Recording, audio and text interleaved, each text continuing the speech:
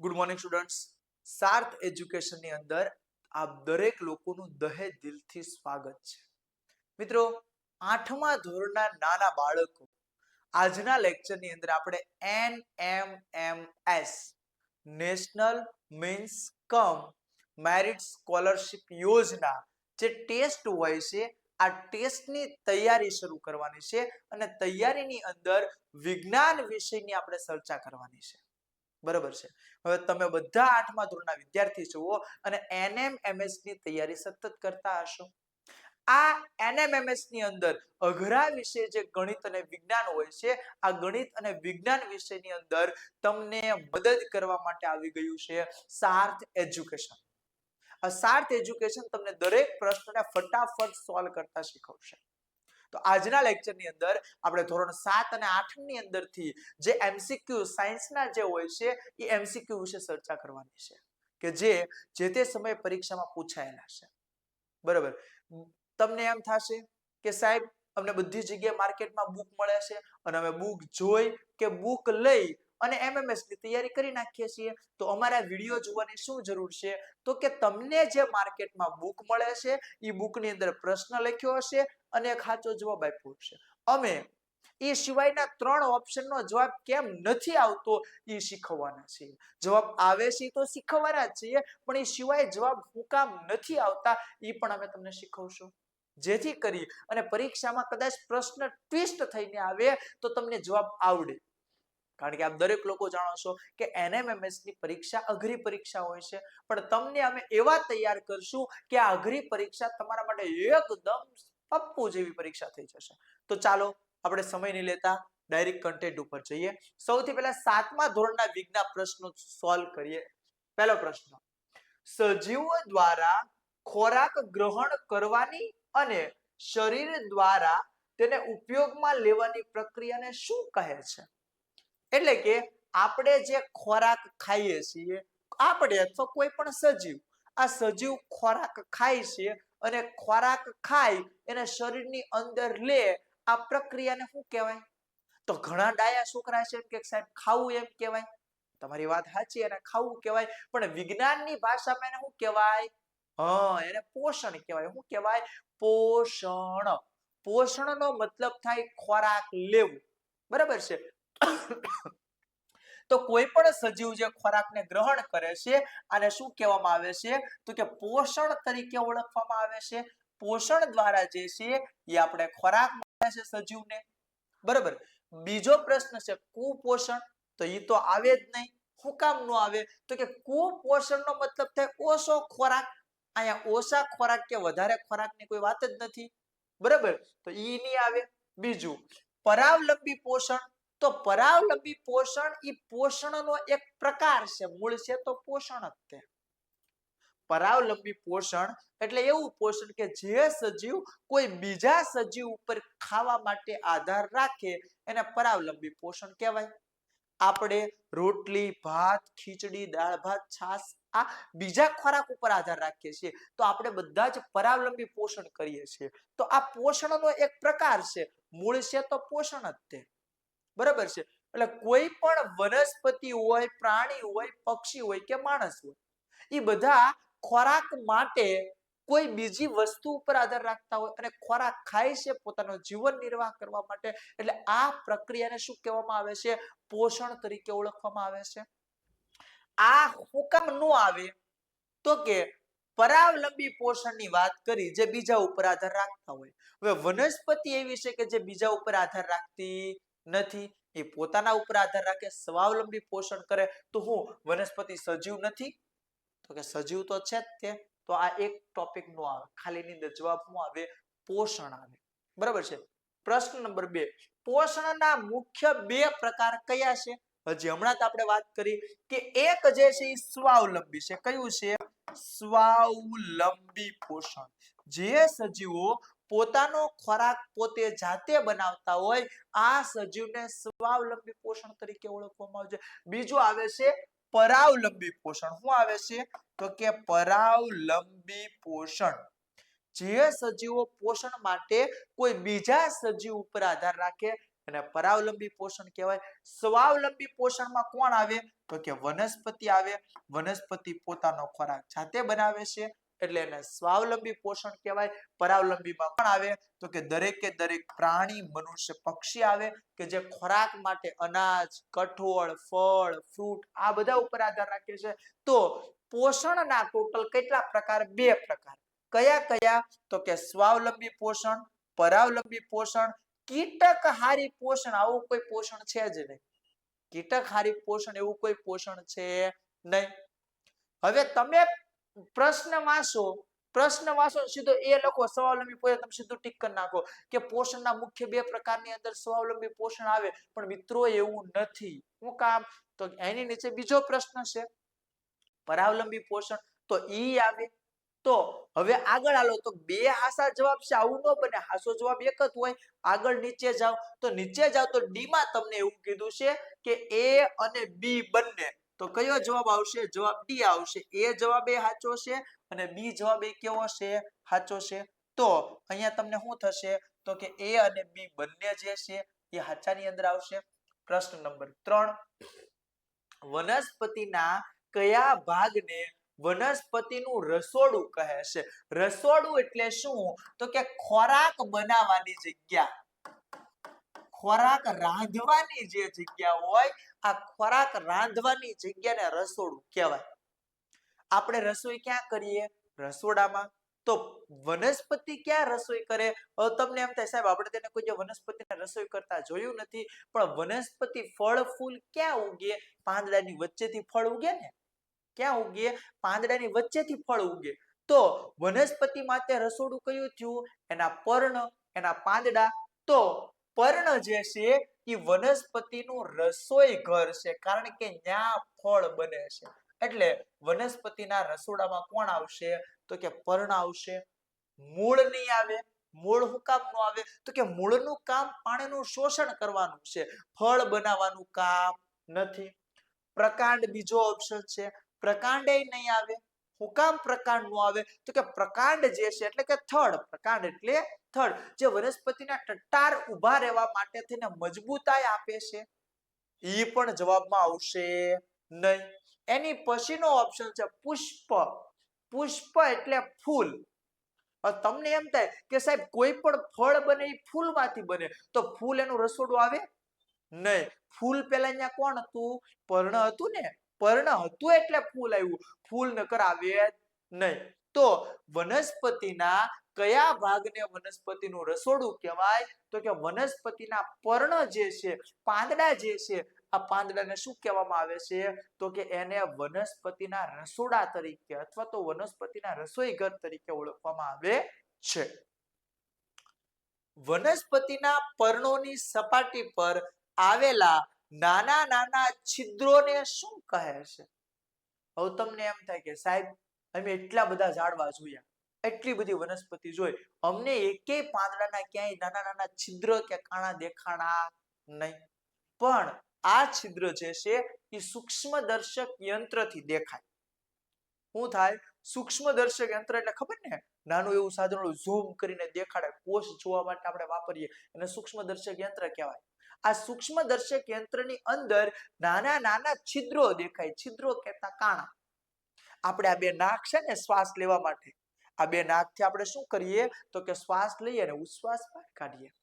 એમ વનસ્પતિને શ્વાસ લેવા જોવે. એ શ્વાસ ક્યાંથી લે તો કે પાંદડાથી લે. તમને ઈ હવે ખબર હશે કે વનસ્પતિ શ્વાસમાં શું લે? કાર્બન ડાયોક્સાઇડ લે. આપણે શું શ્વાસમાં લઈએ? ઓક્સિજન લઈએ. આવું બધું વિચારતું જાવ એટલે તમને આમાંથી પ્રશ્નો પૂછાય. બરાબર છે? વનસ્પતિ શ્વાસમાં શું લે તો કે કાર્બન ડાયોક્સાઇડ લે. આ શ્વાસ લેવા માટે પાંદડાની અંદર આપણે જેમ નાક હોય એમ છિદ્ર હોય છે અને એને પર્ણરંધ્ર કહેવાય. શું કહેવાય? પર્ણરંધ્ર. તો અહીંયા જે ઓપ્શન છે એ તમારો જવાબ આવશે. શું આવશે તો કે પર્ણરંધ્ર. આ પર્ણરંધ્ર જે છે જવાબ છે. હવે બાકીના ઓપ્શનો આપણે ચેક કરીએ કે જવાબમાં આવે છે કે નહીં. પહેલો ઓપ્શન છે પર્ણ. તો કે પર્ણની સપાટી ઉપર કોઈ જે પર્ણ પોતે હોય ન હોય ને. હું એમ કહું અગાશી ઉપર અગાશી છે એવું કોઈ જે શક્ય છે નથી. અગાશી ઉપર વસ્તુ પડી હોય, અગાશી ઉપર અગાશી હોય નહીં. હું એમ કહું શર્ટ ઉપર શર્ટ પહેરો એમ બને ન બને. તો પર્ણ ઉપર જે કાણા હોય એને પર્ણ કહેવાય નહીં. બીજું છે હરિત દ્રવ્ય. તો હરિત દ્રવ્ય છે એ વનસ્પતિની ઉપર લીલા કલર જે છે ને આ લીલા કલર ને હરિત દ્રવ્ય કહેવાય. કાણા હોય એને હરિત દ્રવ્ય કહેવાય નહીં. હરિત દ્રવ્યનું કામ શું છે? પ્રકાશ સંશ્લેષણની ક્રિયા કરવાનું. અને પર્ણરંધ્ર છિદ્રોનું કામ શું છે? શ્વાસોશ્વાસ કરવાનું. એટલે આ બંને વસ્તુ કેવી છે? અલગ છે. ત્રીજો છેલ્લો ઓપ્શન છે કળી. કળી એટલે કે નાની અમથી કુપળ ફૂટી હોય ઈ. નાની અમથી જે કલગી ફૂટી હોય એને કળી કહેવાય. તો છિદ્ર કોઈ દિવસ કળી હોઈ શકે નહીં. છિદ્ર એ તો ઉગેલું કુપળ હશે. બરાબર. તો છિદ્રને શું કહેવાય?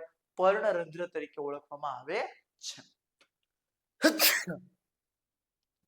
વનસ્પતિના પર્ણમાં રહેલા લીલા રંગના રંજક દ્રવ્યને શું કહેવાય? હમણાં જ આપણે વાત કરી ગયા. આપણે હમણાં જ એની વાત કરી. શું કહેવાય? હરિત દ્રવ્ય. એક એ રીતે યાદ રાખો, લીલું. લીલું એટલે હરિત, હરું. બરાબર છે. અને રંગ એટલે કલર નું રંજક દ્રવ્ય એટલે દ્રવ્ય. એટલે હરિત દ્રવ્ય. લીલા રંગના દ્રવ્યને શું કહેવાય? હરિત દ્રવ્ય કહેવામાં આવે છે. અંડરલાઈન કરી લેજો. અહીંયા બોક્સ મૂકી દઉં છું કે વનસ્પતિના પાંદડાનો તમને આ પ્રશ્ન એવો પૂછાય કે વનસ્પતિના પાંદડાનો લીલો રંગ કોના કારણે હોય છે? તો કે હરિત દ્રવ્યના કારણે હોય છે. વનસ્પતિમાં લીલો રંગ હોય એને શું કહેવાય? તો કે હરિત દ્રવ્ય કહેવાય. મિત્રો હરિત દ્રવ્યને અંગ્રેજી ભાષામાં ક્લોરોફિલ કહેવાય. શું કહેવાય? તો કે ક્લોરોફિલ. તો ઘણી વખત પરીક્ષાની અંદર એવું પૂછાય કે હરિત દ્રવ્યને બીજું શું કહેવાય? તો હરિત દ્રવ્યને મિત્રો બીજું કહેવાય છે ક્લોરોફિલ કહેવાય. શું કહેવાય? ક્લોરોફિલ. તો ઓપ્શનમાં તમને આવું આપે તો ત્યાં જવાબ શું આવશે? તો કે ક્લોરોફિલ આવશે. બાકીના ઓપ્શન આપણે જોઈ લઈએ શું કહેવા માંગે છે. પર્ણની શિરા. પર્ણની શિરા એટલે પાંદડાની અંદર ઊભી લાઈન હોય ને શિરા કહેવાય. એવા કેવા કલરની હોય? સફેદ કલરની હોય. લીલા કલરની હોય નહીં. આપણને કયા કલરની વાત કરી? લીલા કલરની. તો પર્ણની શિરા જવાબ આવશે નહીં. પર્ણરંધ્ર. પર્ણરંધ્રને કલર જ ન હોય. એ શું હોય? છિદ્ર હોય. પર્ણરંધ્ર એટલે વાયુરંધ્ર અને પર્ણરંધ્ર બે એક છે. એક ઈ યાદ રાખજો કે પર્ણરંધ્રને બીજા શબ્દોમાં મિત્રો કહેવામાં આવે છે વાયુરંધ્રો. એટલે પર્ણરંધ્ર શબ્દ લખ્યો હોય તોય જવાબ સાચો, વાયુરંધ્ર શબ્દ લખ્યો હોય તોય જવાબ સાચો. તો આ પર્ણરંધ્ર છે એ તો નાના નાના કાણા છે, છિદ્ર છે, એનો કલર લીલો નથી. ચલો વજપત્ર. હવે વજપત્ર તો પુષ્પમાં આવે. ફૂલ હોય, આ ફૂલની જે પાંદડીઓ હોય ને મિત્રો, એ પાંદડીઓને વજપત્ર અથવા તો વ્રજપત્ર કહેવાય. તો ફૂલ તો લીલા કલરનું હોય નહીં, એ તો લાલ હોય, ગુલાબી હોય, પીળું હોય, કેસરી હોય, લીલા કલરના ફૂલ હોય નહીં. એટલે વ્રજપત્ર પણ ન કહેવાય. તો પાંદડામાં લીલો કલર હોય એને શું કહેવાય? હરિત દ્રવ્ય કહેવાય. અંગ્રેજીમાં એને શું કહેવાય? ક્લોરોફિલ કહેવામાં આવે છે. ઓકે. છઠ્ઠો પ્રશ્ન. વનસ્પતિમાં જમીનમાંથી પાણી અને ખનિજ ક્ષારોનું શોષણ કરવાનું કાર્ય કોણ કરે છે? બધાને ખબર છે જમીનમાંથી પાણીનું શોષણ કરવાનું કામ કોણ કરે? મૂળ કરે. કોણ કરે? મૂળ. કારણ કે જમીનની અંદર મૂળ જે છે એ બે કામ કરે છે. એક તો જમીનમાંથી પાણી અને ખનિજ ક્ષારો પોષક દ્રવ્યોનું શોષણ કરી અને વનસ્પતિને પોગાડવાનું કામ કરે છે. બીજી વસ્તુ, વનસ્પતિના ટટ્ટાર ઊભા રહેવા માટે, કોઈ જગ્યાએ પડી ન જાય, બરાબર, એના માટે બેલેન્સ કરવા માટે થઈ અને વનસ્પતિમાં મૂળ આવેલા હોય છે. તો વનસ્પતિની અંદર ખનિજ ક્ષાર અને પાણીનું શોષણ કરવા માટે કોણ હોય છે? તો કે મૂળ આવેલા હોય છે. હવે તમને એક વસ્તુ સોખી કહી દઉં, મૂળ સિવાય બધાનો જવાબ કેમ ન આવે? તો કે તમને કીધું પર્ણ. પર્ણ કોઈ જે જમીનમાં હોય, પાંદડા કોઈ જે જમીનમાં ઉગે ન ઉગે, એટલે ઈ નો આવે. કારણ કે આપણને જમીનની અંદરથી ખેંચવાની વાત કરી. પાંદડા કોઈ જે જમીનમાં ન હોય એટલે જવાબ ન આવે. પ્રકાંડ એટલે કે થડ. થડ જમીનમાં હોય નહીં, નો આવે. પુષ્પ. પુષ્પ એટલે ફૂલ. ફૂલ કોઈ જે જમીનમાં હોય નહીં, નો આવે. જમીનની અંદર મૂળ એક જ હોય. અને એક હોય કે ન હોય, જમીનમાંથી પાણીનું શોષણ કરવાનું કામ કોણ કરે? મૂળ એક જ કરે. એ સિવાય કોઈ પાણીનું શોષણ કરતું નથી. સાતમો પ્રશ્ન, વનસ્પતિના પર્ણમાંથી થતી ખોરાક બનાવવાની પ્રક્રિયાને શું કહે છે? હવે એના માટે આખી પ્રક્રિયા યાદ કરો કે વનસ્પતિની અંદર પાંદડામાં ખોરાક બને. ખોરાક કોના કારણે બને? સૂર્યપ્રકાશના કારણે બને. અને સૂર્યપ્રકાશનું ક્યાંથી આવે? તો કે સૂર્ય જ્યારે પ્રકાશ ફેંકે ત્યારે પાંદડું એનું શોષણ કરે, સૂર્યપ્રકાશને ખેંચી લે પોતાની અંદર અને પછી ઈ શું કરે? ખોરાક બનાવે. તો સૂર્યપ્રકાશનું શોષણ કરે એ પ્રક્રિયાને શું કહેવાય? પ્રકાશ સંશ્લેષણ. શું કહેવાય? પ્રકાશ સંશ્લેષણ. એટલે ખોરાક બનાવવાની પ્રક્રિયાને પ્રકાશ સંશ્લેષણ તરીકે ઓળખવામાં આવે છે. વનસ્પતિ પોતાનો ખોરાક જાતે બનાવે છે. આ પ્રક્રિયાને શું કહેવામાં આવે છે?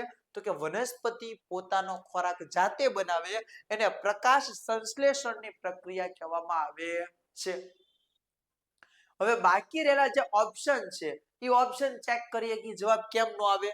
પહેલો ઓપ્શન છે પોષણ. તો વનસ્પતિ ખોરાક બનાવે એને પોષણ નો કહેવાય, કોઈ ખાય એને પોષણ કહેવાય. બરાબર. હવે દાખલા તરીકે આપણને કીધું રાંધવું કોને કહેવાય? તો ખાવા બેઠીએ ને રાંધવું ન કહેવાય. રાંધવું એટલે રસોડામાં જે ક્રિયા થાય ને રાંધવું કહેવાય. આ ખાવાની વાત કરી તો રસોઈ બનાવીને ખાવી અલગ અલગ છે. પોષણ ખાવું એમ થાય. અહીંયા રસોઈ બનાવવાની વાત કરી એટલે પોષણ પ્રશ્નમાં આવે નહીં. બીજું કીધું ખોરાક ગ્રહણ. ખોરાક ગ્રહણ એટલે ખોરાક ખાવું થાય, ગ્રહણ એટલે અંદર લેવું. તો અહીંયા ખોરાકને ખાવાની વાત કરી, ખોરાક બનાવવાની વાત કરી નથી એટલે આ નો આવે. પછી કીધું ઉપરના તમામ, એ તો શક્ય જ નથી ને. પહેલા બે નો આવે તો ઉપરના તમામ તો આવે જ નહીં. તો કોણ આવે? પ્રકાશ સંશ્લેષણ આવે. બરાબર. વનસ્પતિ પોતાના પર્ણમાં જે ખોરાક બનાવે છે આ ખોરાક બનાવવાની રીતને શું કહેવાય? પ્રકાશ સંશ્લેષણ કહેવાય. કારણ કે વનસ્પતિ જે રીતે ખોરાક બનાવે છે એ સૂર્યપ્રકાશની હાજરીમાં બનાવે, પ્રકાશનું શોષણ કરીને બનાવે અને પ્રકાશનું શોષણ કરીને બનાવતો હોવાના કારણે આ ઘટનાને પ્રકાશ સંશ્લેષણની ઘટના તરીકે ઓળખવામાં આવે છે. 7 પ્રશ્નો મિત્રો આપણા થઈ ગયા છે. આપણે અત્યારે જવાનું છે 8મા પ્રશ્ન ઉપર. 8મો પ્રશ્ન શું કહે છે? તો કે વનસ્પતિ પ્રકાશ સંશ્લેષણની પ્રક્રિયા દ્વારા પોતાનો ખોરાક શામાંથી તૈયાર કરે છે? શામાંથી એટલે શેની અંદરથી તૈયાર કરે? તો કે વનસ્પતિ જ્યારે પ્રકાશ સંશ્લેષણની પ્રક્રિયા કરે ત્યારે મિત્રો શ્વાસમાં કોને લે? તો કે કાર્બન ડાયોક્સાઇડ ને. અને જમીનમાંથી શાનું પોષણ કર્યું હોય? તો કે પાણીનું. આમ ખોરાક બનાવતી વખતે વનસ્પતિ જે છે એ કાર્બન ડાયોક્સાઇડ અને પાણી આ બે વસ્તુ હોય છે અને આ બે વસ્તુનું પોતે ઉપયોગ કરી અને પ્રકાશ સંશ્લેષણની ક્રિયા કરે છે. હવે તમને અહીંયા ઓપ્શન ઊંધા આપે. કઈ રીતે ઊંધા આપે? તો અહીંયા કીધું તમને કાર્બન ડાયોક્સાઇડ, એની બદલે તમને પેપરમાં આવું લખીને આપે CO2. હવે CO2 એટલે શું થાય? કાર્બન ડાયોક્સાઇડ જ થાય. અને પાણી, પાણીની જગ્યાએ શું આપે? તો કે H2O. H2O એટલે શું થાય? પાણી જ થાય. પણ એ બંને વૈજ્ઞાનિક ભાષાના શબ્દ છે. વૈજ્ઞાનિકની અંદર એને સંજ્ઞામાં આ રીતે દર્શાવાય. બીજી વસ્તુ, વનસ્પતિ જ્યારે ખોરાક બનાવે મિત્રો ત્યારે વનસ્પતિ પ્રકાશની સાથે સાથે હવામાંથી કાર્બન ડાયોક્સાઇડનું શોષણ કરે છે અને જમીનમાંથી પાણી લે છે. એટલે મૂળ એને ફળ બનાવતા 3 વસ્તુની જરૂર પડે: સૂર્યપ્રકાશ, પાણી અને કાર્બન ડાયોક્સાઇડ. આ સૂર્યપ્રકાશ, પાણી અને કાર્બન ડાયોક્સાઇડ આ 3 વસ્તુ ભેગી કરી અને ઈ પોતાનો ખોરાક બનાવે છે. તો એમાંથી તમને એક વસ્તુ આપી દીધી. કઈ વસ્તુ આપી દીધી? પ્રકાશ સંશ્લેષણ તમને આપી દીધું કે વનસ્પતિ પ્રકાશ સંશ્લેષણનો ઉપયોગ કરે જ છે. એ સિવાય બીજી કઈ બે વસ્તુ વાપરે? તો એ સિવાય કાર્બન ડાયોક્સાઇડ અને પાણીનો ઉપયોગ કરે છે. એટલે એ જવાબ સાચો. હવે નીચેના જવાબ કઈ રીતે ખોટા છે એ આપણે જોઈએ. હવે બી ઓપ્શનમાં કીધું ઓક્સિજન અને પાણી. તો વનસ્પતિ શ્વાસમાં પોતે ઓક્સિજન તો લેતો જ નથી. શ્વાસમાં કોને લેશે? કાર્બન ડાયોક્સાઇડ ને. ઓક્સિજન ને શ્વાસમાં લેતો જ નથી, એને તો ઉચ્છ્વાસમાં કચરામાં બહાર કાઢે છે. વનસ્પતિ ઓક્સિજન ને ક્યાં કાઢે છે? ઉચ્છ્વાસમાં, નહીં જોતાના વધારાના કચરામાં ઓક્સિજન ને બહાર કાઢે. તો જો કચરામાં બહાર કાઢતો એનો ખોરાક કોઈ બને નહીં. એટલે બી નો આવે. સી ઓક્સિજન અને કાર્બન ડાયોક્સાઇડ. હમણાં જ વાત કરી કે ઓક્સિજન તો કચરામાં કાઢે એટલે ઈ આવે નહીં. સીધું ઓક્સિજન ને હરિતદ્રવ્ય. ફરીવાર વાત કરું કે ઓક્સિજન ને તો પોતે કચરામાં કાઢે છે, નહીં જોતાની વસ્તુમાં કાઢે છે, ફેંકી દે છે. તમે પ્લાસ્ટિકના જબલા ઘરમાં કચરા તરીકે આટા મારતા હોય, ઈ બહાર ફેંકી દો તો કોઈ માણસની જબલા ખાઈને જીવી શકે? એમાંથી ખોરાક બનાવી શકે? ન બનાવી શકે, કારણ કે ન જોતાનો કચરો હશે. તો આપણા માટે ઓક્સિજન પાછો શ્વાસ માટે જરૂરી છે. આપણે ઓક્સિજન આપણો પ્રાણવાયુ છે, આપણે ઓક્સિજન થી જ જીવીએ છીએ. પણ વનસ્પતિ જે છે, આ વનસ્પતિ માટે ઓક્સિજન જે છે એ બિનજરૂરી છે, નથી જોતાનો, નકામો પદાર્થ છે. એટલા માટે તો કે એમાં શું આવશે તો કે કાર્બન ડાયોક્સાઇડ અને પાણી જે છે એ આવશે, જ્યારે બાકીના 4 ઓપ્શન છે એ નહીં આવે. 9મો પ્રશ્ન, વનસ્પતિને તેની પ્રકાશ સંશ્લેષણની પ્રક્રિયામાં કયા ઘટકની જરૂર પડે છે? વનસ્પતિને પ્રકાશ સંશ્લેષણની ક્રિયા કરવી હોય તો કોની જરૂર પડે? ઓપ્શન જુઓ તો કે હરિત દ્રવ્ય અને પર્ણ. હા, હરિત દ્રવ્ય એટલે લીલો કલર. આ લીલો કલર પ્રકાશને શોષવાનું કામ કરે છે. અને પર્ણ એટલે કે પાંદડું. પાંદડું હોય તો જ લીલો કલર હોય, તો એની જરૂર પડે છે. ઓપ્શન બી સૂર્યપ્રકાશ. તો સૂર્યપ્રકાશ હશે તો જ પ્રકાશ સંશ્લેષણ થશે ને. સૂર્યપ્રકાશ નહીં હોય તો પ્રકાશ સંશ્લેષણ થશે નહીં, તો કે એની જરૂર પડે છે. આગળ કાર્બન ડાયોક્સાઇડ, તો કે હા, શ્વાસમાં કાર્બન ડાયોક્સાઇડ લે છે, ત્રણની જરૂર પડે છે. આગળ જોઈએ આપેલા તમામ, તો કે હા, તમને 4 ઓપ્શન આપ્યા છે. આ ચારે 4 ઓપ્શન જે છે એ પ્રકાશ સંશ્લેષણની ક્રિયા માટે જવાબદાર છે.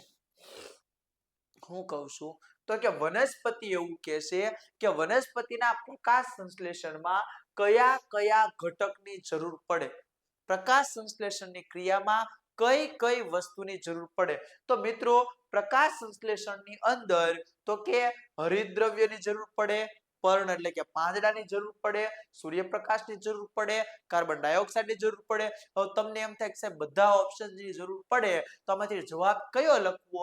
તો છેલ્લો ઓપ્શન જોવાનો, જ્યાં આપેલા તમામ, ઉપરના તમામ, આવો જવાબ લખેલો હોય તો ડી ઓપ્શન છે એ આવશે. નીચે બધા સજીવો માટે ઉર્જાનો અદ્વિતીય સ્ત્રોત કયો છે? અદ્વિતીય એટલે અખૂટ. અખૂટ નો મતલબ શું થાય તો કે ખૂટે નહીં એવો. અદ્વિતીય એટલે એક અને માત્ર એક જ. તો પૃથ્વી ઉપર જેટલા પણ સજીવ છે, આ બધા સજીવ માટે કયો એવો સ્ત્રોત છે ઉર્જાનો કે જ્યાંથી સૌથી વધારે ઉર્જા મળી શકે? ઓપ્શન જુઓ. ચંદ્ર? ના, ચંદ્રમાંથી કઈ વનસ્પતિ પોતાનો ખોરાક ન બનાવે. પવનમાંથી તો ખોરાક જ નથી બનતો. પાણી હોઈ શકે. સૂર્યપ્રકાશ? તો પાણી કરતાંય ઉર્જા શેમાં છે? સૂર્યપ્રકાશમાં છે. કારણ કે સૂર્યપ્રકાશમાંથી બધી વનસ્પતિ ખોરાક બનાવે. તમે એકલું પાણી પીવો તો એકલા પાણી ઉપર તમે જીવી શકો નહીં, પણ એના માટે ખોરાક ખાવો પડે. ખોરાક ક્યાંથી બને છે? સૂર્યમાંથી બને છે. બરાબર છે. તો જે પણ વસ્તુ છે એ શું છે તો કે ઉર્જાના અદ્વિતીય અખૂટ સ્ત્રોત તરીકે કોનો ઉપયોગ થાય છે? સૂર્યનો ઉપયોગ થાય છે. ચંદ્ર રાતે હોય છે. ચંદ્રથી પ્રકાશ સંશ્લેષણ કે કઈ ખોરાક નથી બનતો. પવન જે છે એ પવનમાંથી તો કઈ ખોરાક બનાવવામાં જ નથી આવતો. પાણી ખોરાક બનાવવા માટે વપરાય છે, પણ એનો ઉપયોગ લેવાય છે. મેઇન સ્ત્રોત કોણ છે? સૂર્ય છે. કારણ કે પાણી ભવિષ્યમાં ખૂટી જવાના સંકેતો છે. પાણીનો સ્ત્રોત આવનારા અમુક ભવિષ્યની અંદર ખૂટી જશે, જ્યારે સૂર્યપ્રકાશ ક્યારે ખૂટી જશે એની કોઈ હજી આપણે ધારણા બાંધી શકતા નથી. એટલે અખૂટ સ્ત્રોત તરીકે કોણ આવશે? સૂર્ય આવશે. સ્ટાર્ચ શું છે? સ્ટાર્ચ એટલે ઓલા સ્ટાર આવે ઈ નહીં. સ્ટાર્ચ જે વનસ્પતિની અંદર ખોરાક સંગ્રહ પામવાની એક તો કે પ્રકાર છે. ઈ શું છે તો કે કાર્બોદિત જે હોય છે, જે ખોરાકનો એક પ્રકાર છે, પોષક દ્રવ્ય કાર્બોદિત. એ કાર્બોદિત શું છે? સ્ટાર્ચ છે. વનસ્પતિની અંદર વનસ્પતિ જે પોતાનો ખોરાક જાતે બનાવે છે એ કાર્બોદિત હોય છે, અને કાર્બોદિત વનસ્પતિમાં સ્ટાર્ચ સ્વરૂપે સંગ્રહ પામે છે. શું છે તો કે કાર્બોદિત જે છે ઈ વનસ્પતિનો ખોરાક બનેલો છે, અને આ ખોરાક વનસ્પતિમાં સંગ્રહ પામે ત્યારે સ્ટાર્ચ સ્વરૂપે સંગ્રહ પામે છે.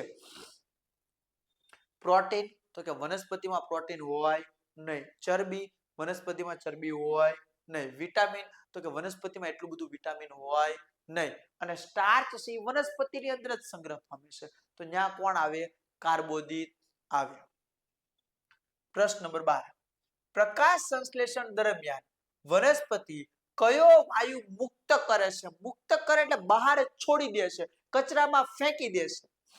આપણે ઓક્સિજન શ્વાસમાં લઈએ એટલે કાર્બન ડાયોક્સાઇડ મુક્ત કરીએ છીએ, છોડીએ છીએ, કચરામાં ફેંકીએ. જ્યારે વનસ્પતિ તો કે કાર્બન ડાયોક્સાઇડ શ્વાસમાં લે છે અને બહાર કોને કાઢે છે?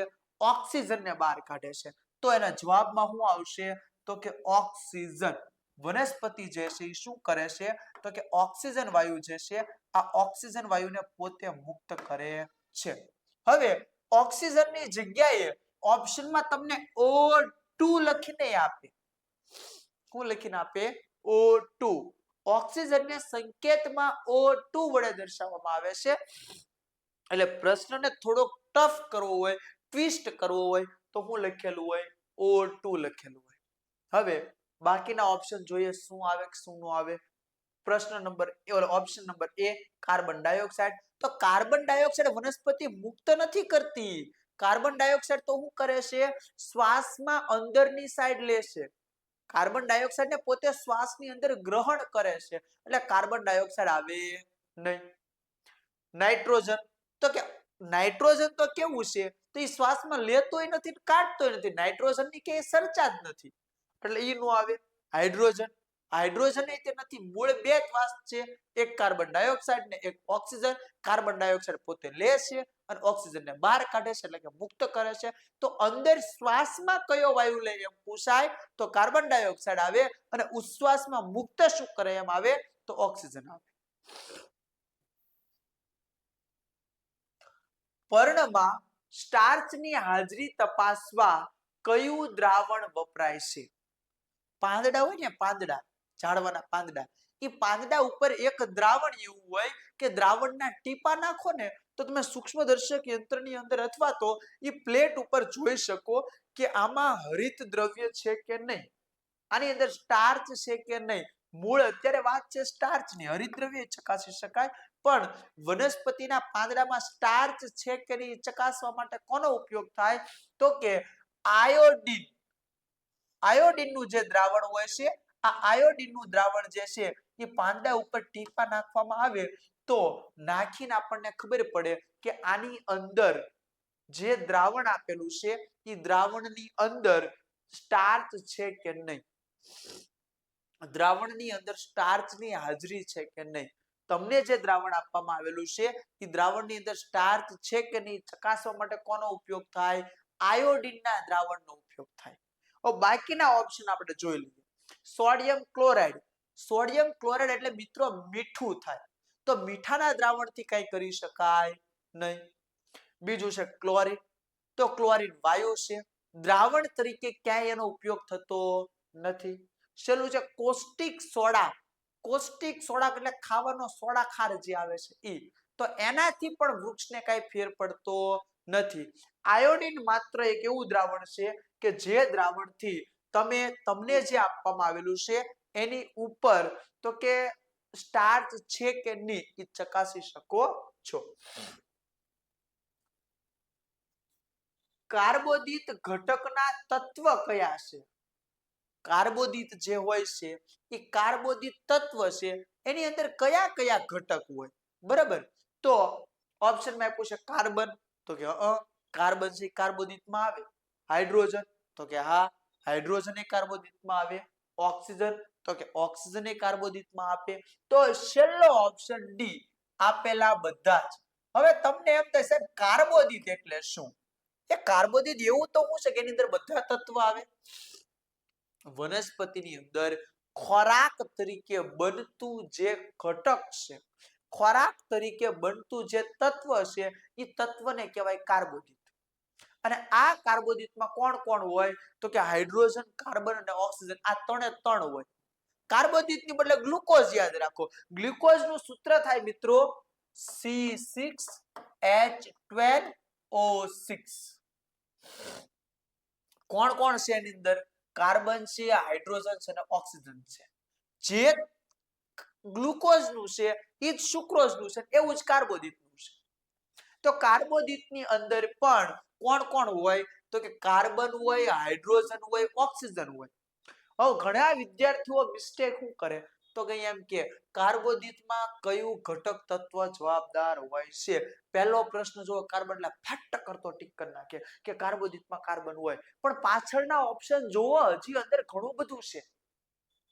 કાર્બન તમારો જવાબ સાચો છે મિત્રો, તમે ખોટા નથી, પણ નીચે બીજા સાચા ઓપ્શન આપ્યા છે. અને એક તમને બીજે હિન્ટ આપી દો, બધી જગ્યાએ તુક્કો ન મારવો, એકવાર ચકાસી લેવું. પણ NMMS ની પરીક્ષાની અંદર જ્યારે તમને છેલ્લો ઓપ્શન આપેલો ને, આપેલા બધા જ ટીક કરી નાખવાનો. કાં તો એવું કીધું એ બી બંને ટીક કરી નાખો. જવાબ ઈ જ આવતો હશે, 90% ની ગેરંટી આપું. હું કહું છું NMMS ની જ્યારે તમે પરીક્ષા દેવા જાઓ, પરીક્ષાના પેપરની અંદર તમને કાંઈ ખબર નથી કે આમાં સાચો જવાબ શું આવે છે, તમે પૂરેપૂરા કન્ફ્યુઝ છો. ઓપ્શનમાં તમને એ બી બંને કે આપેલા તમામ કે ઉપરના તમામ આવો વિકલ્પ આપ્યો હોય, આંખું બંધ કરીને ભરોસો રાખી ટીક કરજો, તમારો વિકલ્પ સાચો છે. બરાબર, 90% કેસમાં. રેર કેસ કોઈકવાર બની શકે કે ન સાચો હોય, બાકી 90 ની આમ તો 98% તમને ગેરંટી આપું કે જ્યારે આપેલા તમામ ઉપરના તમામ કે એ બી બંને આવો કોઈ ઓપ્શન આપ્યો હોય, એસી બંને, તો એ ટીક કરી જ નાખવાનો, એ આવતો જ હોય. ઓકે, અહીંયા આવીએ. નીચેના પૈકી કઈ વનસ્પતિમાં હરિત દ્રવ્ય હોય છે? હવે હરિત દ્રવ્ય, હરિતનો મતલબ શું થાય? લીલો કલર. તો લીલો કલર ધરાવતી દરેક વનસ્પતિમાં હરિત દ્રવ્ય હોય. ફૂગ, તો કે ફૂગ સફેદ કલરની હોય, તો એમાં હરિત દ્રવ્ય હોય નહીં. અમરવેલ, અમરવેલ પીળા કલરની હોય, એમાં હરિત દ્રવ્ય હોય નહીં. મશરૂમ, મશરૂમ જે છે એની અંદર પણ ન હોય, ઈ સફેદ કલર જેવું હોય. તો આવે કોણ? લીલ. પાણીની અંદર જામતે લીલ છે, લીલ કેવા કલરની હોય? લીલા કલરની હોય. અને સૌથી વધારે હરિતદ્રવ્ય શેમાં આવેલું હોય? લીલમાં આવેલું હોય. કવિ સમજાય છે? તમને પ્રશ્ન એવો આપ્યો, નીચેના પૈકી કઈ વનસ્પતિમાં હરિત દ્રવ્ય હોય છે? નીચેના પૈકી કઈ વનસ્પતિમાં હરિત દ્રવ્ય હોય છે? એમાં તમને વિકલ્પ આપ્યો છે ફૂગ, અમરવેલ અને મશરૂમ. આપણને ખબર છે જે લીલા કલરનું હોય એમાં હરિત દ્રવ્ય હોય, કારણ કે હરિત દ્રવ્યના કારણે જ વનસ્પતિનો રંગ લીલો છે. તો જેનો કલર લીલો હોય એની અંદર હરિત દ્રવ્ય 110% આવેલું હોય, ટીક કરી નાખો. હવે બધાના કલર ચેક કરો. ફૂગ, તો કે ફૂગ લીલા કલરની ન હોય. અમરવેલ, અમરવેલ લીલા કલર નો હોય. મશરૂમ, મશરૂમ એ લીલા કલરની ન હોય. લીલ, લીલ લીલા કલરની હોય. લ્યો, તો હરિત દ્રવ્ય શામાં આવેલું હોય? લીલની અંદર આવેલું હોય છે. પરોપજીવી સજીવ, પરોપજીવી એટલે બીજા ઉપર આધાર રાખનારા સજીવો. જે સજીવો બીજા ઉપર આધાર રાખીને જીવતા હોય એવા સજીવને પરોપજીવી સજીવ કહેવાય.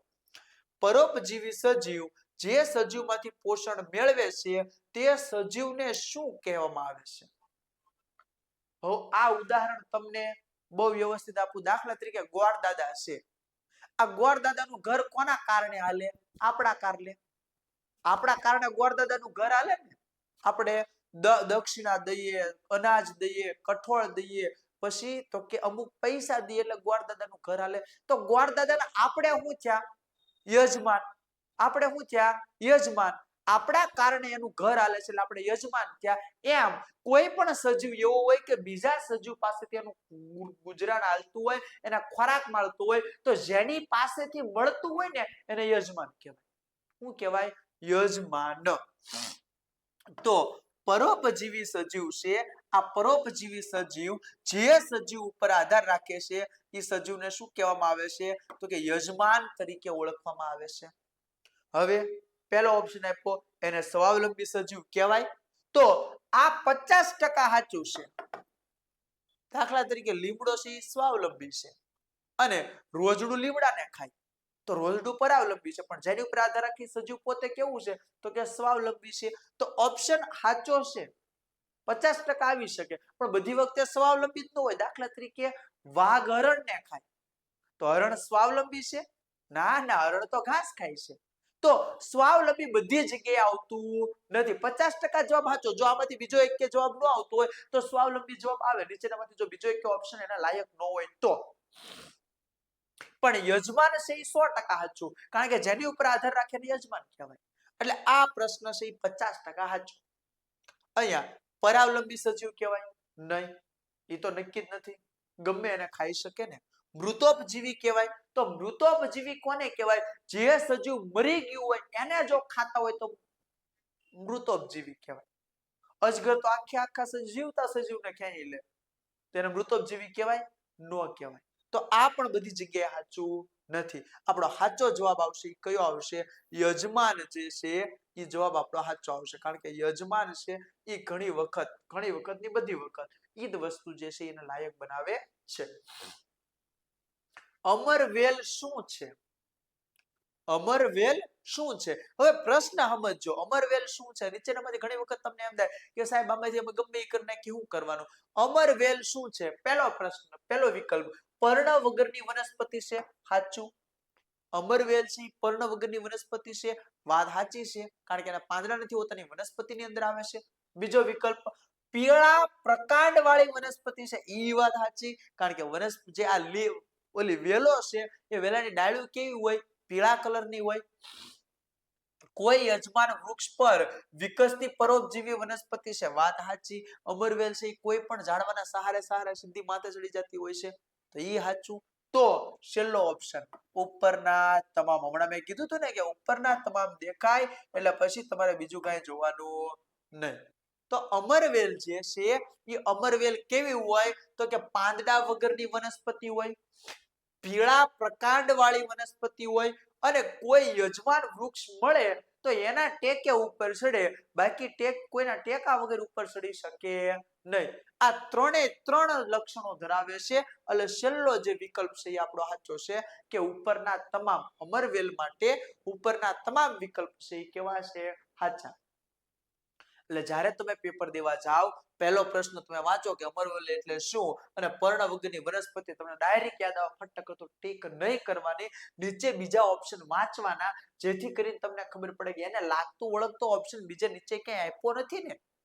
આ એક ખાસ ચકાસી લેવું.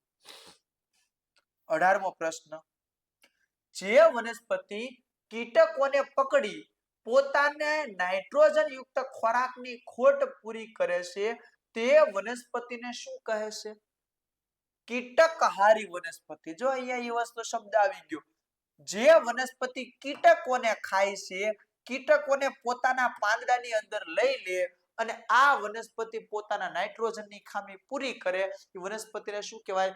કીટકહારી વનસ્પતિ.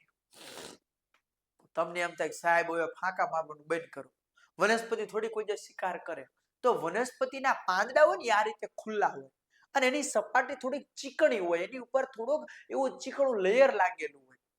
હવે જ્યારે કોઈ કીટકો ઉપર આવીને બેહે એટલે આ ચીકણા દ્રવ્યની અંદર પોતે ચોંટી જાય, ઉડીને પાછા જઈ શકે નહીં, અને ત્યાં ને ત્યાં ચોટેલા પોતે ઓગળી જાય છે, પાંદડામાં સમાઈ જાય છે. આવી રીતે જે છે વનસ્પતિ શિકાર કરે છે. તમે અંગ્રેજી મૂવી જોયા હશે, અથવા ટેકનોલોજી વાળા અમુક મૂવી જોયા હશે કે હીરો હિરોઈન જતો હોય, પાંદડું જે ઝાડવું છે આખું હીરોઈનની ફરતે વીંટવાઈ જાય, હીરો એને કાપીને એને બહાર કાઢવાની કોશિશ કરે, અથવા તો હીરાની ફરતે વીંટવાઈ જાય, એને મૂકે નહીં, પકડી રાખે, જકડી રાખે, જેવી કેટલી બધી તમે મૂવીઓ જોઈ હશે. તો રિયલમાં એવી આત્મઘાતી વનસ્પતિઓ હોય છે. એ વસ્તુ સાચી છે. એમેઝોનની જંગલની અંદર આવી ઘણી બધી વનસ્પતિઓ જોવા મળે છે. તો અહીંયા આપણે વાત કરતા હતા કે જે વનસ્પતિ કીટકોને મારીને ખાય છે, જે જીવડાઓને મારીને ખાય છે, અને પોતાની અંદર નાઇટ્રોજનની ખામી પૂરી કરે છે, આ વનસ્પતિને કીટકહારી વનસ્પતિ કહેવાય. હવે આમાંથી બીજો પ્રશ્ન બને કે જે વનસ્પતિ કીટકહારી વનસ્પતિ છે એ પોતાના શરીરમાં કોની ખામી પૂરી કરે છે? નાઇટ્રોજનની ખામી પૂરી કરે છે.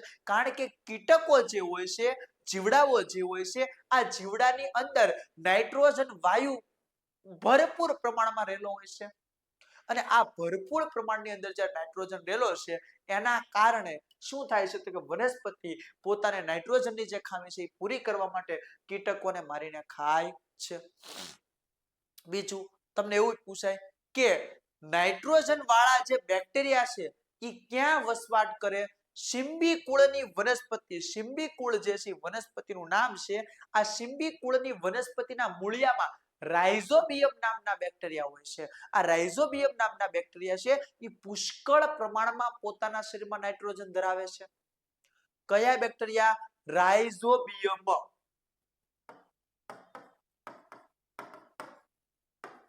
આ રાઇઝોબિયમ નામના બેક્ટેરિયા છે જેના શરીરમાં પુષ્કળ પ્રમાણમાં નાઇટ્રોજન હોય છે. એ ક્યાં જોવા મળે? તો કે શિંબી કુળની જે વનસ્પતિ હોય છે આ શિંબી કુળની વનસ્પતિના મૂળિયામાં પોતે હોય. ઓકે, હવે બીજું પરોપજીવી વનસ્પતિ, તો કે ના, એને પરોપજીવી ન કહેવાય કારણ કે કીટકોને મારે છે. મૃતોપજીવી, તો કે કીટકોને મારીને પછી નથી ખાતી, કીટકોને જીવતા પોતાનામાં ખેંચી લે છે. સ્વાવલંબી, તો કે સ્વાવલંબી તો નો જ કહેવાય ને કારણ કે કીટક ઉપર આધાર રાખતી હોય તો સ્વાવલંબી કઈ રીતે? સ્વાવલંબી કોને કહેવાય? જે પોતાનો ખોરાક જાતે બનાવે સ્વાવલંબી કહેવાય. હવે જે કીટકોને ખાતી હોય એ સ્વાવલંબી હોય નહીં, એ કીટકો ઉપર આધાર રાખે છે. એટલે ડી ઓપ્શન પણ આવતો નથી. કીટકહારી વનસ્પતિનું એક ઉદાહરણ આપો. કીટકહારી વનસ્પતિનું એક ઉદાહરણ આપો. મિત્રો, અમરવેલ. અમરવેલ કોઈ જે જીવડા ખાય? નહીં. મશરૂમ. મશરૂમ કોઈ જે જીવડા ખાય? નહીં. ફૂગ? નહીં. કળશપર્ણ. કળશપર્ણ નામની વનસ્પતિ છે અને એનું નામ જ એટલે પડ્યું છે કળશપર્ણ. હું કામ પડ્યું કહું તમને. એના પાંદડાનો આકાર જે છે ને એ લોટો. કળશો કેવો હોય? આ રીતનો એના પાંદડા હોય.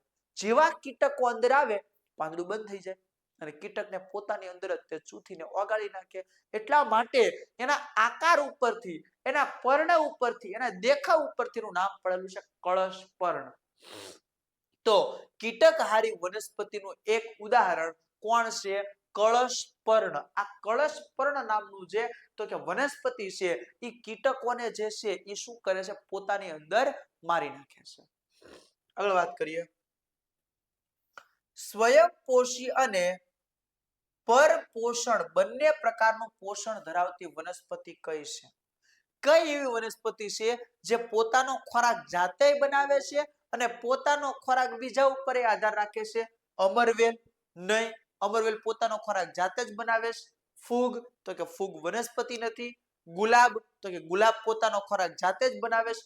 કળશપર્ણ એક એવી વનસ્પતિ છે કે જે પોતાનો ખોરાક જાતે બનાવે છે અને બીજું તો કે કીટકો ઉપર પણ આધાર રાખે છે. એટલે તો કે ઈ પોતે સ્વયં પોષણની અંદર આવશે અને પરપોષણની અંદર આવશે.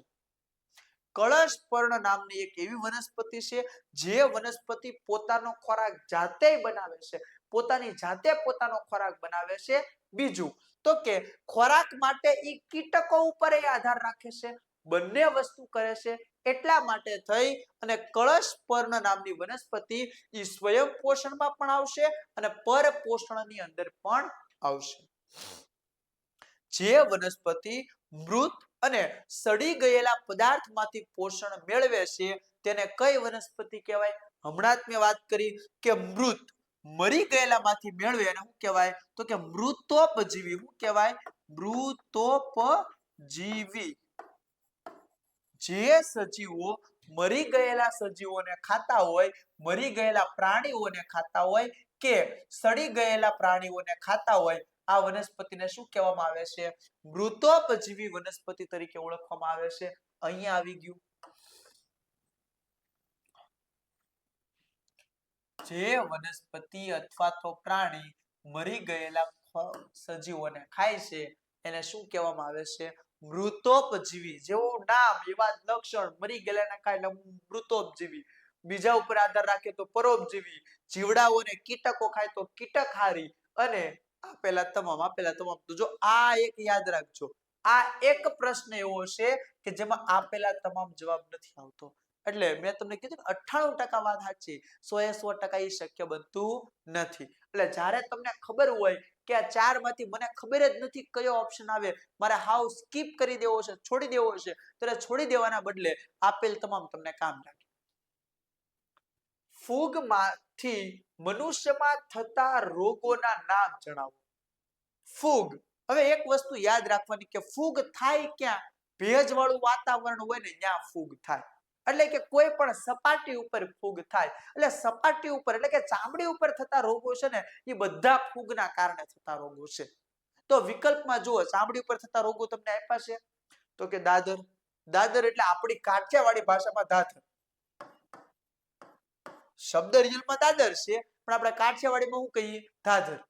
તો દાદર ક્યાં થાય? ચામડી ઉપર. તો કે ફૂગના કારણે થાય. બીજો પ્રશ્ન, ખસ. ખસ એટલે તો કે ટપકા ટપકા જે થાય છે ને ખસ કહેવાય. તો એ ચામડી ઉપર થાય તો એ તે ફૂગના કારણે થાય. ખરજવું એ ગોળ કુંડાળું પડે વચ્ચે જે છે આ લીસી સપાટી ઉપર ટપકા ટપકા ફોડકીઓ હોય એને ખરજવું કહેવાય. તો એ પણ ચામડી ઉપર થાય. તો ત્રણે ત્રણ રોગ ચામડી ઉપર થાય. તો જવાબ કયો આવશે? બધા જ. એક વસ્તુ યાદ રાખો કે ફૂગ જે છે ક્યાં થાય? ભેજવાળા વાતાવરણમાં થાય. તમારી ચામડી જ્યાં ભેજ રહેતું હોય, પાણી રહેતું હોય અથવા તો પરસેવો વધારે રહેતો હોય આવી જગ્યાએ રોગો થાય. તો પરસેવો ક્યાં થાય? ચામડી ઉપર તો થાય. ચામડી સિવાયના ભાગોમાં કોઈ જગ્યાએ પરસેવો થાય નહીં. તો ચામડી ઉપર થતા જેટલા પણ રોગો છે આ બધા જ રોગો ફૂગના કારણે થતા રોગો છે. તો તમે વિકલ્પમાં જુઓ કે ચામડી ઉપર કયા કયા રોગ થાય છે તો કે દાદર થાય, ખસ થાય, ખરજવા થાય. આ બધા ચામડી ઉપર થતા રોગ છે. તો આપેલા બધા જ જે છે એમાં જવાબ આવશે. ફૂગ ક્યાં જોવા મળે છે? હવે જે જગ્યાએ ભેજ હોય ત્યાં બધી જગ્યાએ ફૂગ જોવા મળે. વાસી બ્રેડ ઉપર તો કે હા વાસી બ્રેડ ઉપર જોવા મળશે. ટીક નો કરતા હજી જોજો, બીજા ઓપ્શન વાંચજો. અથાણામાં તો કે હા તમે જોયું હશે કે અથાણું તેલમાં ડૂબેલું ન હોય અને હવામાં ખુલ્લું મૂકવામાં આવે તો સફેદ કલરની ફૂગી વળી જાય એની ઉપર. તો કે ન્યાય ફૂગ જોવા મળે. ચામડાના જૂના બૂટ ઉપર તો કે ચામડાની વસ્તુ તમારી પાકીટ છે, બૂટ છે, બેલ્ટ છે આવી કોઈ વસ્તુ જો તમે વાતાવરણમાં ખુલ્લી મૂકો તો એને પણ ફૂગ લાગી જાય. તો ન્યા પણ કયો જવાબ આવશે? બધા જ. બરાબર છે. 90% તો બધા શબ્દ આપ્યો એટલે જવાબ હોય જ. થોડો ઘણો ક્યારેક ફેર પડે. લીલ અને ફૂગના સહજીવનથી જીવતા સજીવને શું કહેવામાં આવે છે? સહજીવન. સહજીવન એટલે એની સાથે રહીને જીવનારા. લીલ અને ફૂગ આ બંનેના સહજીવન એટલે એની સાથે રહીને જીવનારા સજીવો હોય એ સજીવોને શું કહેવાય? તો કે લાઇકેન. બરાબર છે. લીલ અને ફૂગ બંને હોય આ બંનેના ભેગા મળીને જે સજીવો જીવતા હોય એ સજીવોને કેવા સજીવ કહેવાય? લાઇકેન સજીવ કહેવાય. બીજા ઓપ્શન ચેક કરો. કળશ કળશપર્ણ કહેવાય તો કે કળશપર્ણ નો કહેવાય. શું કામ નો કહેવાય? તો કે કળશપર્ણ છે એ કીટકો ખાવા વાળું છે. એને ફૂગને લીલને કાંઈ લેવા દેવા નથી. લીલ કહેવાય તો કે લીલ તો પોતે જ છે, એની સાથે બીજી ફૂગ છે તો ખાલી લીલ થોડી કહેવાય. તો આ પણ આવશે નહીં. એની પછી છે અમરવેલ. તો અમરવેલને લીલને કાંઈ લેવા દેવા નથી. તો લાઇકેન જે છે એ લાઇકેન લીલ અને ફૂગ બંનેની સાથે જીવનારું સજીવ છે એને લાઇકેન તરીકે ઓળખવામાં આવે છે. આની કરતા ઊંધો પ્રશ્ન પૂછો. લાઇકેન કયા બે સજીવો વચ્ચેનું સહજીવન છે? લાઇકેન છે એ કયા બે સજીવોની વચ્ચે જીવનારું છે? કોની બેની વચ્ચે જોવા મળે છે? તો હમણાં જ આપણે પ્રશ્ન જોયો લીલ અને ફૂગ. લીલ અને ફૂગ આ બંનેની વચ્ચે જે જોવા મળે છે એને શું કહેવામાં આવે છે? લાઇકેન તરીકે ઓળખવામાં આવે છે. ફૂગ અને બેક્ટેરિયા તો કે નહીં, નો આવે. બેક્ટેરિયા અને લીલ તો કે નહીં. બેક્ટેરિયા અને પ્રજીવ તો કે નહીં. બેક્ટેરિયાને કાંઈ લેવા દેવા જ નથી એટલે બેક્ટેરિયા વાળા બધા ઓપ્શન કેન્સલ. તો કોણ આવશે? લીલ અને ફૂગ. આ લીલ અને ફૂગ એ બે એવા સજીવો છે કે જેના કારણે અથવા તો જેનાથી જેના દ્વારા જે છે એ લાઇકેન છે એ પોતે જીવન સહજીવન ધરાવે છે. વિનસ મક્ષિપાસ કઈ વનસ્પતિ છે? વિનસ મક્ષિપાસ ઈ પણ કીટકહારી વનસ્પતિ છે. કીટકો ખાનારી કળશપર્ણ પછીની જે વનસ્પતિ છે એ કોણ છે? તો કે વિનસ મક્ષિપસ. આ વિનસ મક્ષિપાસ જે છે એ પોતે શું છે? તો કે કીટકહારી વનસ્પતિ છે. લીલ અને ફૂગના સહજીવનથી જીવતા સજીવને શું કહે છે? એકનો એક પ્રશ્ન બીજી વાર રિપીટ થાય છે મિત્રો. શું કહેવાય એને? લાઇકેન કહેવાય. સરસ. હવે તમે હોશિયાર થઈ ગયા, એકવાર ભણી જાવ એટલે તમને ખબર પડી જાય કે એને લાઈક એને કહેવાય, એટલે મારે ડીપમાં જવાની જરૂર નથી. હવે મિત્રો એક બીજો પ્રશ્ન આવે છે, કઠોળ વર્ગની વનસ્પતિના મૂળમાં કયા પ્રકારના બેક્ટેરિયા નાઇટ્રોજનનું સ્થાપન કરે છે? હવે મેં તમને હમણાં જ વાત કરી કે નાઇટ્રોજનનું સ્થાપન કરતા બેક્ટેરિયામાં કોણ હોય? રાઇઝોબિયમ જ હોય, કારણ કે સૌથી વધારે નાઇટ્રોજન કોની અંદર રહેલું છે? તો કે સૌથી વધારે નાઇટ્રોજન છે એ રાઇઝોબિયમ નામની વનસ્પતિ તો કે રાઇઝોબિયમ નામના બેક્ટેરિયામાં રહેલું છે. સૌથી વધારે કોની અંદર રહેલું છે? રાઇઝોબિયમ નામના બેક્ટેરિયામાં રહેલું છે. એટલે બીજા કોઈ ઓપ્શન વિચારવાના આવે જ નહીં. કઠોળ વર્ગ, કઠોળ વર્ગ એટલે તો કે ચણા છે, મગ છે, મઠ છે, અડદ છે, આ બધાને કઠોળ વર્ગીય વનસ્પતિ કહેવાય. તો જે કઠોળ વર્ગીય વનસ્પતિ છે, આ કઠોળ વર્ગીય વનસ્પતિના મૂળિયાની અંદર, એના થડની અંદર નાઇટ્રોજનનું સ્થાપન કોણ કરે છે? તો કે એની અંદર નાઇટ્રોજનનું સ્થાપન રાઇઝોબિયમ નામના બેક્ટેરિયા કરે છે. કોઈ પણ કઠોળ હોય કે બીજી કોઈ અન્ય વનસ્પતિ હોય, એના મૂળની અંદર નાઇટ્રોજનનું સ્થાપન કરવાનું કામ રાઇઝોબિયમ નામના બેક્ટેરિયા કરે છે. પ્લાઝ્મોડિયમ નું આવે, રોગ કરવા માટે છે. ટ્યુબરકોલિસિસ નું આવે, રોગ કરવા માટે છે. કોલેરા રોગ છે. એટલે આમાંથી એકેય નો આવે. રાઇઝોબિયમ નામના એક બેક્ટેરિયા એવા છે કે જે વનસ્પતિના થડની અંદર કે વનસ્પતિના મૂળની અંદર શું કરે છે? તો કે પોતે નાઇટ્રોજનનું સ્થાપન કરે છે. પ્રશ્ન નંબર 29, કઠોળ વર્ગીય વનસ્પતિના મૂળમાં કયા પ્રકારના બેક્ટેરિયા નાઇટ્રોજનનું સ્થાપન કરે છે? તો તમે બધા હોશિયાર છો, હમણાં જ ભણી ગયા. કોણ? સરસ, વેરી ગુડ. રાઇઝોબિયમ નામના બેક્ટેરિયા છે એ કઠોળ વર્ગીય વનસ્પતિના મૂળની અંદર નાઇટ્રોજનનું સ્થાપન કરવા માટે આવેલા હોય છે. કઈ ફૂગ દવા બનાવવા માટે વપરાય છે? તો તમને બધાને યાદ છે, માથું દુખે ત્યારે તમે કઈ ટીકડી પીવો? પેલાસિલિયમ, બરાબર છે. તો પેનેસિલિયમ નામની એક ફૂગ છે, જે ફૂગ દવા બનાવવા માટે વપરાય છે. કઈ? તો કે પેનેસિલિયમ. મોસ્ટ આઈએમપી પ્રશ્ન તમારે ટીક કરી નાખવાનો, કારણ કે આ પ્રશ્ન ઘણી વખત પૂછાય છે. કઈ ફૂગ એવી છે કે જે ફૂગ દવા બનાવવા માટે વપરાય છે? તો કે પેનેસિલિયમ નામની ફૂગ છે. આ પેનેસિલિયમ નામની ફૂગમાંથી દવા બનાવવામાં આવે છે. મધુરમ, મધુરમ નામની કોઈ ફૂગ જ નથી. ઈસ્ટ, તો ઈસ્ટ જે છે એ આલ્કોહોલ બનાવવા માટે વપરાય. શું બનાય? તો કે આલ્કોહોલ.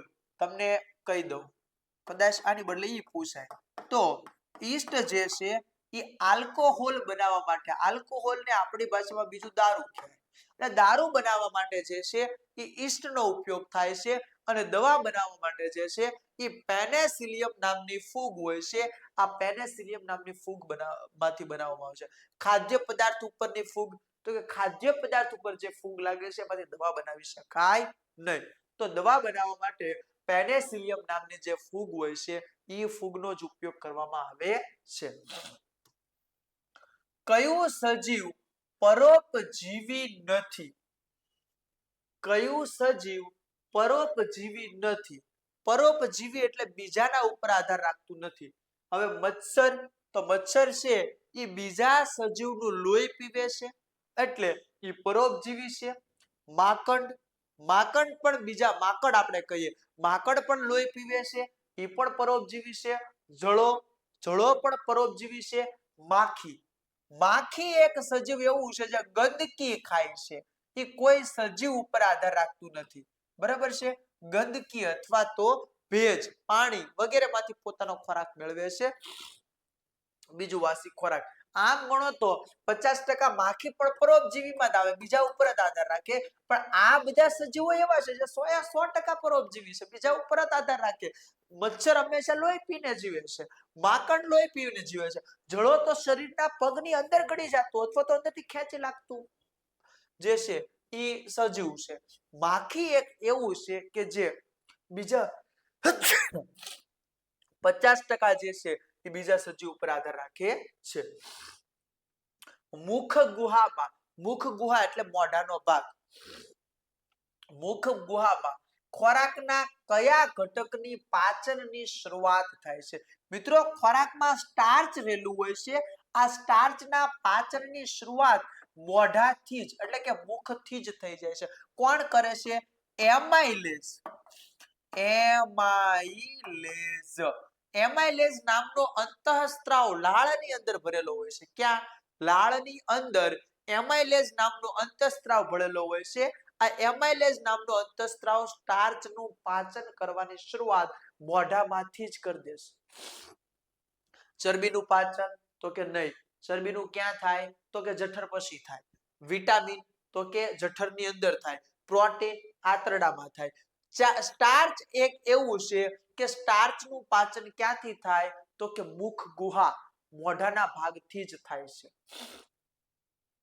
જઠરમાં શાનું અશંતઃ પાચન થાય? અશંતઃ એટલે અડધું. કાર્બોદિત નહીં, ચરબી નહીં, સેલ્યુલોઝ નહીં, પ્રોટીન. પ્રોટીન પેપ્સિન નામનો અંતઃસ્ત્રાવ હોય છે. આ પેપ્સિન નામનો અંતઃસ્ત્રાવ જે છે એ પ્રોટીનનું પાચન કરવાનું કામ અથવા તો પાચન કરવાની શરૂઆત જે છે એ કોણ કરે છે? તો કે પ્રોટીન કરે છે. એટલે જઠરની અંદરથી જ પ્રોટીનના પાચનની શરૂઆત થઈ જાય છે. નાના આંતરડામાં શાનું સંપૂર્ણ પાચન થાય છે? તો બધું.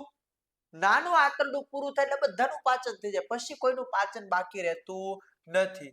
તો બધા જ વિકલ્પ સાચા, કારણ કે નાના આંતરડા પછી મોટું આંતરડું હોય અને મોટા આંતરડામાં કોઈનું પાચન નથી થતું, જ્યાં માત્ર ને માત્ર શોષણ કરવાનું જ કામ થાય છે, પાણીનું, પછી પોષક દ્રવ્યોનું, પછી તો કે અંદર અંતઃસ્ત્રાવ બધાનું ખાલી શોષણ જ થાય. બાકી નાના આંતરડા લગી બધાનું પાચન થઈ જાય. કાર્બોદિતનું પાચન થઈ જાય, ચરબીનું પાચન થઈ જાય, પ્રોટીનનું પાચન, આ બધાનું પાચન થઈ જાય. એટલે નાના આંતરડા પછી કોઈનું પાચન થવાનું બાકી રહેતું નથી. પ્રોટીનનું પાચન થઈ કયો સરળ પદાર્થ બને છે? Amino acid. પ્રોટીનમાંથી શું બને છે? તો કે પ્રોટીનમાંથી એમિનો એસિડ જે છે એ બને છે. આ મિત્રો તમારે યાદ જ રાખવું પડશે. આને કોઈ બીજી ટ્રીક વડે કે કોઈ બીજા રીત વડે યાદ રાખી શકાય એમ નથી. આ તમારે યાદ જ રાખવું પડે. પ્રોટીનમાંથી આ બને છે. મનુષ્યની સૌથી મોટી ગ્રંથિ કઈ? ગ્રંથિ એટલે શું? તો કે શરીરમાં અંતઃસ્ત્રાવનો સ્ત્રાવ કરે, જે લિક્વિડ ફેંકે, જે પ્રવાહી મુક્ત કરે, એને ગ્રંથિ કહેવાય. તો યકૃત એક એવું છે કે જે મનુષ્ય શરીરની સૌથી મોટી ગ્રંથિ છે. એની પછી જઠર આવે. નાના આંતરડામાંથી કઈ બીજું મુક્ત ન થાય એને રહેવા દે. મોટું આંતરડું યકૃત. નાનું આંતરડું ને મોટું આંતરડું કોઈ ગ્રંથિ નથી. જઠર પોતે ગ્રંથિ નથી. અંદર અંતઃસ્ત્રાવ સ્ત્રાવ થાય પણ એ પોતે ગ્રંથિ નથી. યકૃત એક એવું છે કે જે મનુષ્યની અંદર સૌથી વધારે જે છે એ મોટું, સૌથી મોટું કદની અંદર યકૃત છે. કાર્બોદિતનું પાચન થઈ કયો પદાર્થ બને છે? કાર્બોદિતમાંથી મિત્રો ગ્લુકોઝ બને છે. આપણે હમણાં વનસ્પતિની વાત કરતા હતા ત્યારે પણ વાત કરી હતી કે ગ્લુકોઝ અને કાર્બોદિત જે છે એ બંને એકબીજા સાથે સંકળાયેલા અને એકબીજા સાથે આધાર રાખતા જે છે એ ઘટકો છે. તો શરીરમાં જ્યારે કાર્બોદિતનું પાચન થાય છે ત્યારે કાર્બોદિતમાંથી શું બને છે? તો કે કાર્બોદિતમાંથી મિત્રો ગ્લુકોઝ બને છે. આજના લેક્ચરની અંદર વનસ્પતિ અને પ્રાણીના બાયોલોજી જીવનની અંદર જે શારીરિક પ્રક્રિયાઓ છે એમાં કોની જરૂર પડે, કોણ શું કરે એના વિશે ચર્ચા કરી હતી. નેક્સ્ટ આગળના લેક્ચરની અંદર વધારે MCQ સોલ્વ કરશું.